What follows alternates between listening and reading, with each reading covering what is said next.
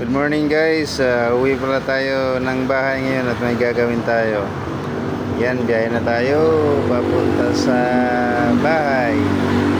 Dahil kakatapos lang ng trabaho natin, night shift kasi tayo, kaya uwi muna tayo. Yan ang magandang biyahe, dahan-dahan lang. Kasi daming aksidente sa kalsada, kaya kailangan natin magdubli ingat. Kahit na maingat pa rin tayo, meron talagang na aksidente pa rin dahil sa katabi mo na hindi marunong magmaneho, hindi marunong maneuver, wala, disgrasya pa rin kayo pag gano'n.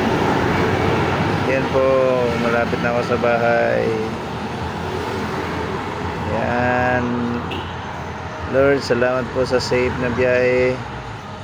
Sana po gabayan niyo po kami sa lahat ng aming patutunguhan. Salamat po sa biyayang aming natanggap. Salamat po sa panonood guys. Sa susunod ulit,